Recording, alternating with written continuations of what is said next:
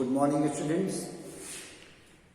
आज जो नया चैप्टर हम शुरू करने वाले हैं उस चैप्टर का नाम है rise of nationalism in India, Bharat में राष्ट्रवाद का उदय। ब्रिटिश शासन के द्वारा जब भारत में स्नेह समय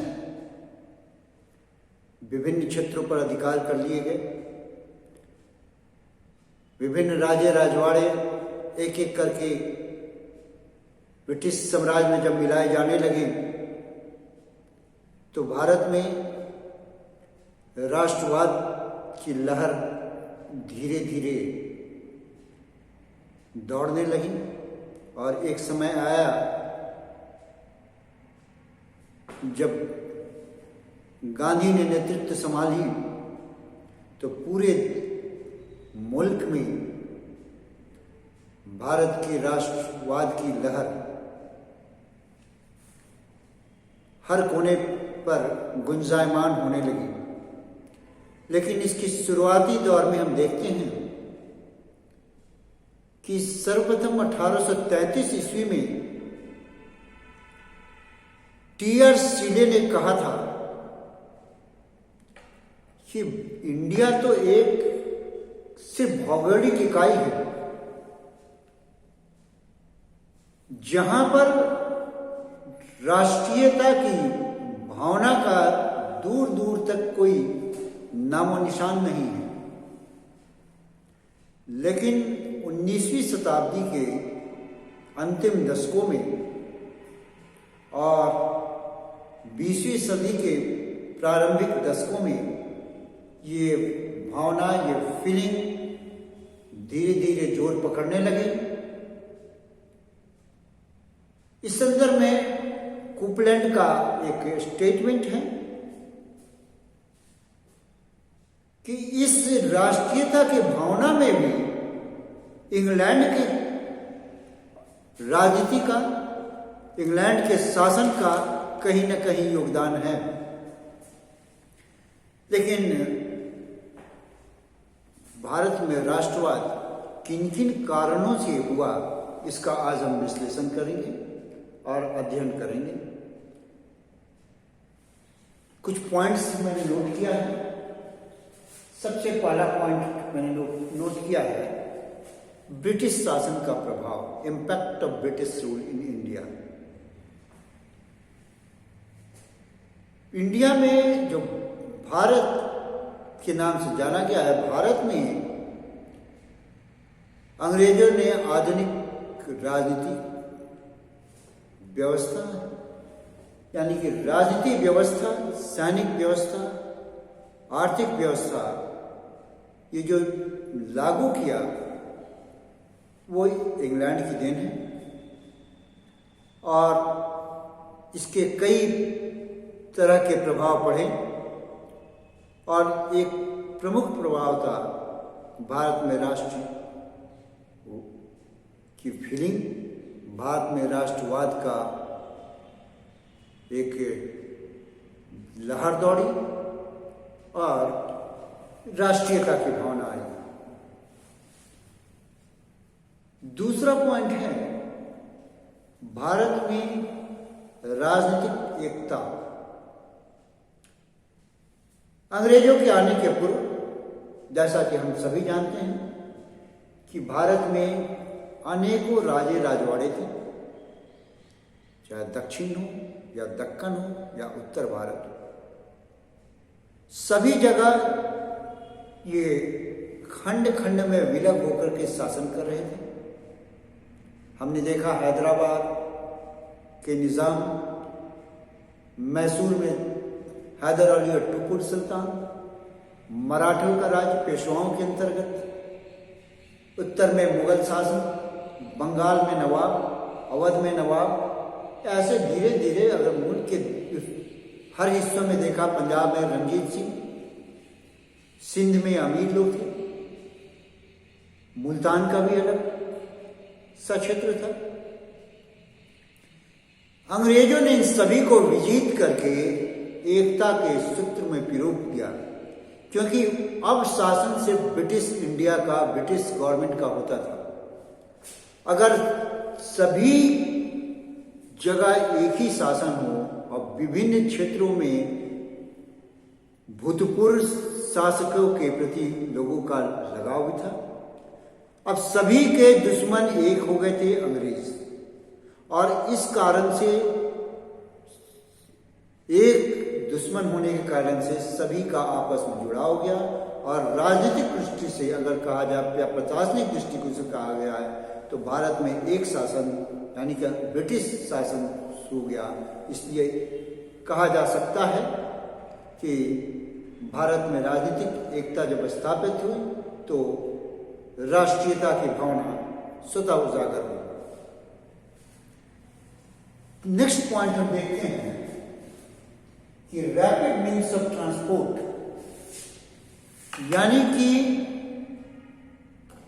संचार व्यवस्था में तेजी आने से मुल्क के मुख्तलिफ हिस्सों के लोग आपस में जुड़ने लगे, एक जगह से लोग दूसरी जगह जाने लगे। और हमने ये भी देखा था जब कांग्रेस की स्थापना हुई थी तो हर क्षेत्र के लोग इसमें शामिल हुए थे। तो रेलवे ने ट्रांसपोर्ट सिस्टम में मोटर गाड़ियों के आ जाने से आवागमन में सुविधा हुई, एक जगह से लोग दूसरी जगह आने लगे, अपने विचारों को और एक दूसरे से बताने लगे, शेयर करने लगे। और सभी जगह पाया गया कि ये अंग्रेजों के विरुद्ध ये एकत्रित होना चाहते थे, एक संगठित होना चाहते थे, और इस संगठन में वो एक राष्ट्र की बात करने लगे, एक भारत की बात करने लगे। और इस तरह से इस पॉलिटिकल सिस्टम के विरुद्ध में ट्रांसपोर्टेशन सिस्टम ने काफ़ी मदद की लोगों को एक होने में और राष्ट्रीयता की भावना में उजागर करने में। अगला पॉइंट हम देखते हैं वह था मॉडर्न एजुकेशन सिस्टम। 1833 से 35 के बीच में राजा राम मोहन राय, विलियम बेंटिक और लॉर्ड मैकाले, इन तीनों के सामंजस्य से भारत में एक नई शिक्षा प्रणाली लागू की जिसे मॉडर्न एजुकेशन सिस्टम कहते हैं। इसमें साइंटिफिक विचारों का समावेश किया गया, क्षेत्रीय भाषाओं के साथ साथ अंग्रेजी भाषा का भी अध्ययन के लिए प्रयोग किया जाने लगा। 10वीं 12वीं तक तो हिंदी या क्षेत्रीय भाषा, तमिल, मलयालम सारे भाषाएं होती थी, लेकिन 12वीं के बाद जो कॉलेज की पढ़ाई होती पूर्ण रूप में अंग्रेजी में पहला। दूसरा, इसमें वैज्ञानिक विषयों का समावेश हुआ। इसके पहले हमारी शिक्षा प्रणाली दो तरह की थी। मुस्लिम धर्म में मकतब और मदरसों के अंतर्गत पढ़ाई होती थी, जिसमें फारसी, तबिया और बहुत से लॉजिक की पढ़ाई होती थी। हिंदू धर्म में तोल और चतुष्पाठी होती थी। लेकिन अब इनके आने से स्कूल और कॉलेजेस का नाम आ गया, अंग्रेजी शिक्षा पद्धति आ गई। इस शिक्षा पद्धति ने वैज्ञानिक दृष्टिकोण से लोगों को सोचने पर बाध्य किया और वैज्ञानिक दृष्टिकोण से सोचने पर बहुत सी नई चीज़ें निकल के आई, जो हम पाते हैं कि नई चीज़ें थी। वो नया पॉलिटिकल सिस्टम था। दूसरा, प्रजातंत्र के बारे में हम लोग जाना, डेमोक्रेसी के बारे में लोगों ने जाना, तानाशाहियों के विरुद्ध आंदोलनों के बारे में जाना, जो हम आगे देखेंगे कि फ्रांस के जैसे तानाशाह के विरुद्ध जार के और रूस में जार के विरुद्ध विद्रोह हुए थे। तो भारत में भी ये तमाम चीज़ें अंग्रेजी शिक्षा पद्धति के कारण विद्रोह की भावना, जो कि अंग्रेज भी भारत में तानाशाही अपना रहे थे, उनके विरुद्ध विद्रोह की भावना को प्रज्वलित किया। और दूसरा, अंग्रेजी शिक्षा पद्धति के कारण लोग नए नए विचारों से अवगत हुए, जो कि यूरोप में परिणत हो रहा था। और ये विचार स्वतंत्रता की बात कर रहे थे। और अंग्रेजी शिक्षा ने आपस में लोगों को जोड़ा। कैसे जोड़ा? ये एक नया शिक्षा वर्ग ले आया, न्यू ग्रुप ऑफ इंटेलेक्चुअल्स इसके अंतर्गत आ गए, एक मध्यम वर्ग आ गया।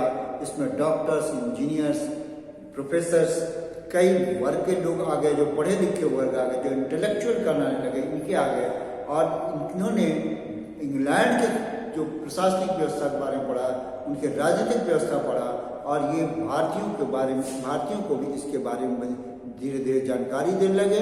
और इन लोगों ने आधुनिक दार्शनिक, फिलोसफर, चिंतक और पॉलिटिकल मोटिवेटर को पढ़ा, जैसे कि वर्ड्सवर्थ, शेली, मील, स्पेंसर, रूसो, दिदरो, वॉल्टेयर, दांते। ये तमाम लोग जो थे पुरानी पद्धति को हटाकर नई पद्धति के बारे में लोगों को जानकारी देने लगे, लोगों को जागरूक करने लगे, और स्वतंत्रता, समानता और भ्रातृत्व की भावना इन लोगों ने भारत में भी ले आया, जो कि फ्रेंच रिवॉल्यूशन का एक स्लोगन था, लिबर्टी, नेशनलिटी, फ्रेटर्निटी, इक्वलिटी।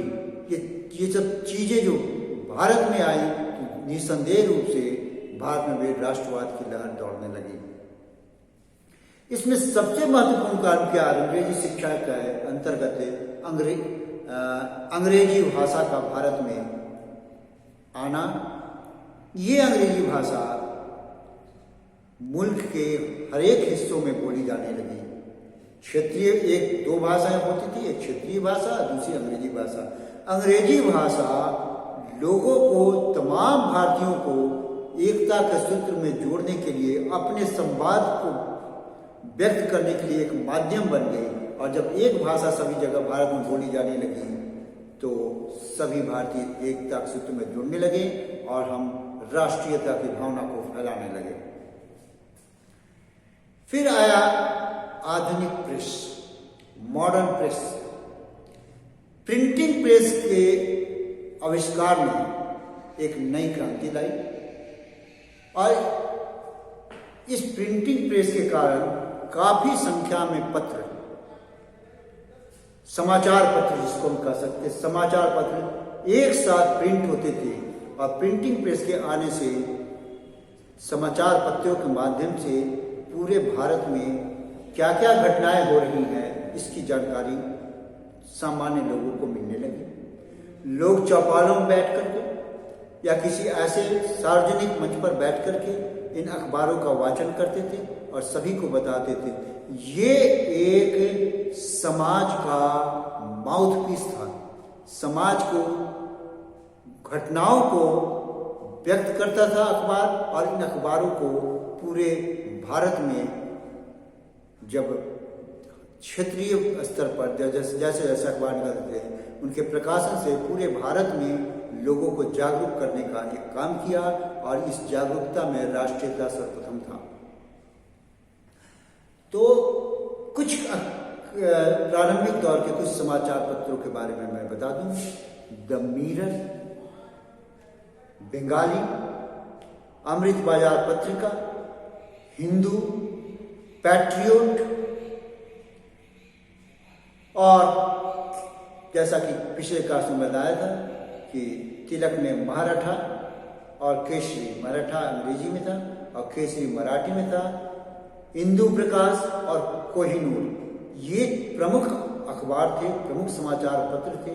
एक बार फिर से सुनिए। The Indian Mirror, Bengali, Amrita Bazar Patrika, the Hindu Patriot, the Maratha, Kesari, Hindu Prakash और कोहिनूर, ये प्रोमिनेंट समाचार पत्र थे जिसने राष्ट्रीयता की भावना को उजागर किया और भारत में राष्ट्रवाद धीरे धीरे फैलने लगा।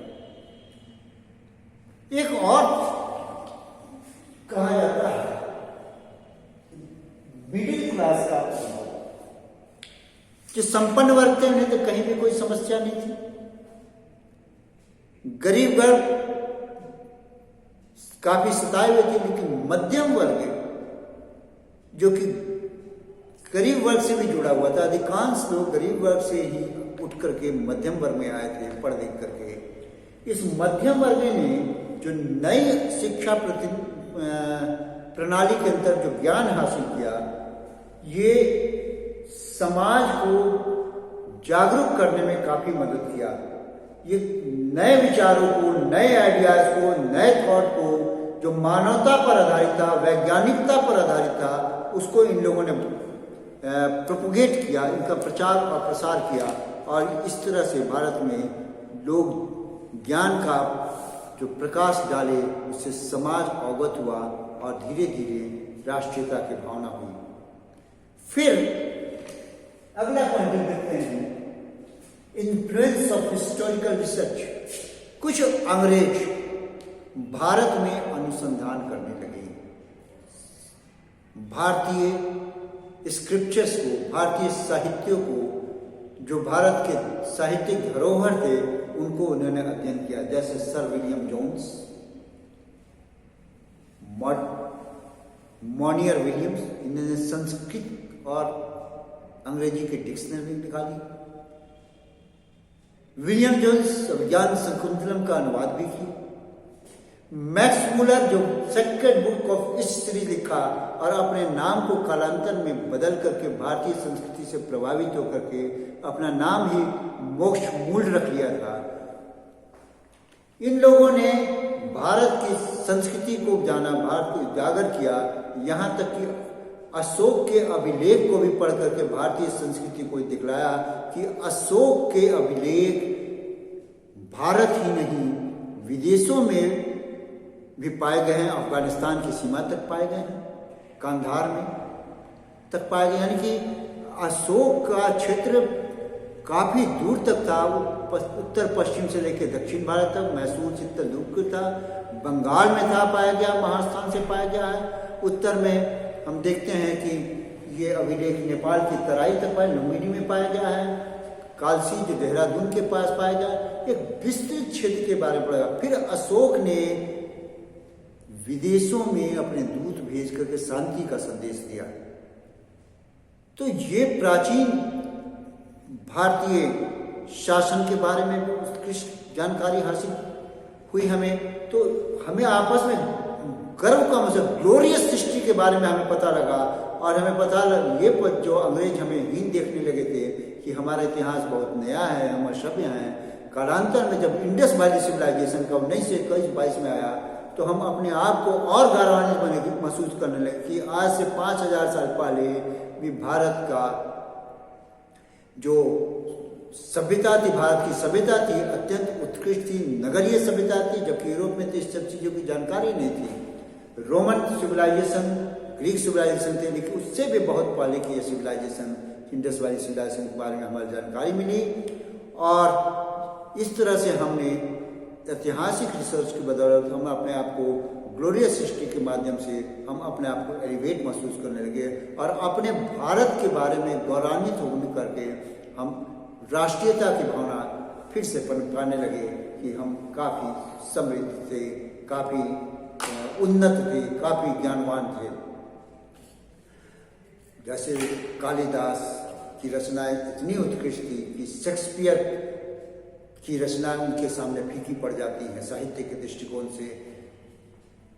अब इस काल में एक और पॉइंट हम देखते हैं, कंटेम्प्रेरी यूरोपियन मूवमेंट, यानी समसामयिक यूरोपीय आंदोलन। क्योंकि यूरोप में भी राष्ट्रीयता की भावना कई देशों में फैलने लगी। जैसे इटली में गैरिबाल्डी और मेज़नी ने राष्ट्रीयता की भावना को लेकर के इटली को एकीकरण कर दिया। गैरिबाल्डी, काबूल, मेज़नी, इन सब ने अपने अपने तरीके से योगदान दिया। स्पेन में भी हम देखते हैं कि वहाँ भी एक आंदोलन चला। इसी तरह का आयरलैंड में भी आंदोलन चला। इन सब चीज़ों को, जानकारी को सुरेंद्रनाथ बनर्जी, लाला लाजपत राय भारत में लोगों के सामने ले आया। इसी में हम देखते हैं कि बाल गंगाधर तिलक और दादा भाई नौरोजी इन सब चीज़ों, इन तमाम चीज़ों को, भारतीयों के बारे में बताया कि हम भी उसी तरह कर सकते हैं, भारतीयों को बताया कि हम भी आंदोलन कर सकते हैं, अपनी राष्ट्रीयता की भावना को उजागर करके भारत में स्वतंत्रता प्राप्त कर सकते हैं और एकता स्थापित कर सकते हैं। फिर भारत में मध्यकाल से और क्या उसके कुछ पहले से दकियानुसी विचारों, सड़ी गली सामाजिक कुरीतियों के कारण पिछड़ापन आ गया था, शिक्षा में पिछड़ापन आ गया है। तो ऐसे समय में कुछ समाज सुधारक है जिन्होंने स्त्री शिक्षा, नारी उत्थान, अंधविश्वास को दूर करने, सती प्रथा को समाप्त करने, मूर्ति पूजा का विरोध करने में, बहु विवाह को समाप्त करने में, पुनर्विवाह के लिए फिर से जो कम उम्र की लड़कियां जो विधवा हो जाती थी उन्हें पुनर्विवाह के लिए, जीवन यापन करने के लिए उन्होंने प्रोत्साहन दिया और समाज में जागृति ले आई। तो इनसे जब जागृति आई तो लोग जुड़ने लगे और जब फिर से रिवाइवल हुआ तो हम अपने आप को जो अंग्रेजों के सामने बौना समझने लगे थे अपनी सड़ी हुई, इन सुधारों से फिर से एलिवेट होकर के राष्ट्रीयता की भावना अपने मन में ले आए और एक बार फिर से हम देखने लगे कि हम विकसित राह पर चल पड़े थे। ब्रिटिश गवर्नमेंट ने एक बहुत महत्वपूर्ण काम किया कि भारतीयों को रेल के माध्यम से जो जोड़ा, तो उसके साथ साथ अपने आप को सुपीरियर दिखाने लगे कि हम साइंटिफिक दृष्टिकोण, टेक्नोलॉजी के दृष्टिकोण से हम काफी उन्नत हैं। फिर एक नया फीलिंग दिया ब्लैक एंड व्हाइट का, गोरे और काले का उन्होंने भेद दिया कि गोरे लोगों को व्हाइट मीन्स बर्डन, यानी कि सफेद लोगों के ऊपर जो उनके ईश्वर ने कहा है कि इन काले लोगों को सभ्य बनाओ, यानी कि सुपीरियर रेस के हैं, सुपीरियर प्रजाति के हैं। भारत में इस चीजों का विरोध हुआ क्योंकि हर जगह लिखा था black and Indians are not allowed. अब उसके विरोध के कारण में गोरे और काले के जो विरोध होते थे, इस भावना को खत्म करने के लिए कि ईश्वर ने सबको एक समान बनाया है, क्षेत्रों के अनुसार रंग का अंतर भी पाया जाता है। तो अंग्रेजों के विरुद्ध रेशियल जो डिस्क्रिमिनेशन की फीलिंग है, उसके कारण भारतीय लोग भी अंग्रेजों के विरुद्ध काफी नाराज हो गए थे और भारतीय राष्ट्रीयता की भावना कि हम सारे काले एक हैं और हमारा देश भारत है, ये गोरे लोग बाहर के हैं, इन्हें बाहर भगाना है, और एक राष्ट्रीयता की भावना फिर मन में ले आए। फिर नेक्स्ट पॉइंट हम देखते हैं कि आर्थिक शोषण। भारत में अंग्रेज